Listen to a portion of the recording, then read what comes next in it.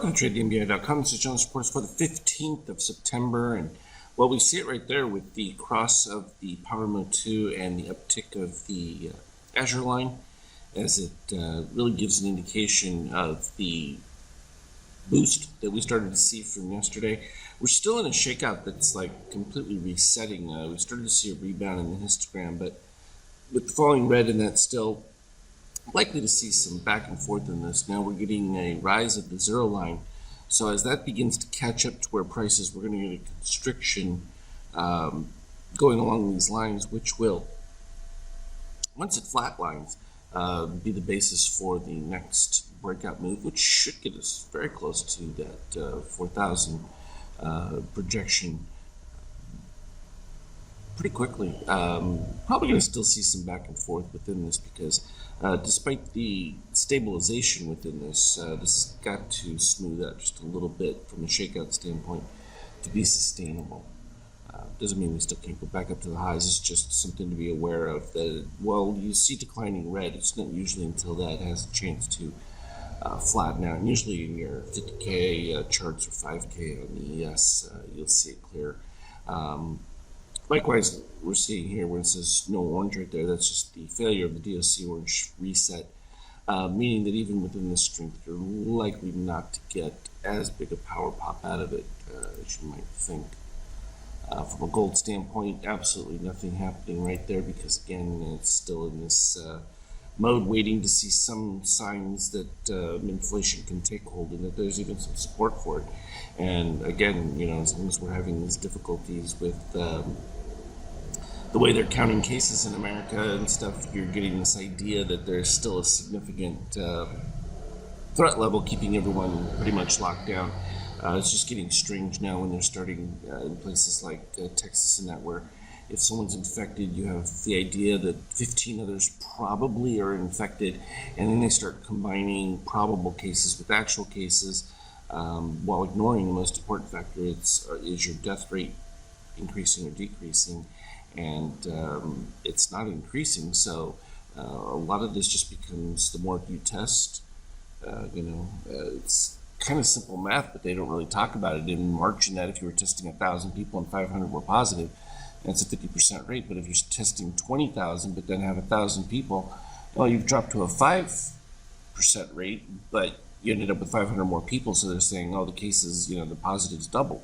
Well, that doesn't mean anything when you're talking about you've tested so many more people as a proportion. So there's some interesting details, but I'm sure it'll all get resolved in 50 days right after the election, and then maybe life goes back to normal.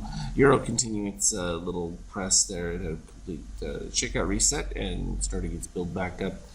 And interesting because Brexit news is happening again as looks like Boris Johnson is going for a little bit more of a tougher stance with the EU, and so that could create some potential difficulties for the euro down the road. So keep an eye on that one. And then sure, oil is still down at the baseline, and again, this is about inactivity, but companies are starting to realize workers aren't as effective when they're at home. JPM was shocked to learn that they're just not getting the same level of productivity. Who could have imagined that? That people who just sit home in their pajamas aren't going to do it as effectively as having to get up, get in their seat, and get to the office. From an intraday standpoint, of course, we saw that run-up rally. We had the positive extremes, but a little bit higher up in that range was this previous 3358 level, which became a basis point for it. And then as things improved, cyan under red, always the buy setup, corresponded with other buys from the Power Mode 2 had already been in the long-term turnaround and reset of the shakeout, starting to build back up, and that just took off all the way to the peaks. This previous level, 3392 range, kind of blocked at that particular point, and then as we moved across the day, pretty much just held that 73 algo positive extreme level, and then just been basing back and forth off that, keep pushing back towards it. So now we got some pretty good ranges, roughly a 20-point gap between each of them, coincidentally enough. Sort of becomes a an interesting scenario when you look at it that way, that there's consistency to that when you look at it from these broader positive extreme standpoints. And so you see the methodology that the algos are using has a baseline. You just have to know what the value that they're starting is, and that's the beauty of our positive extreme.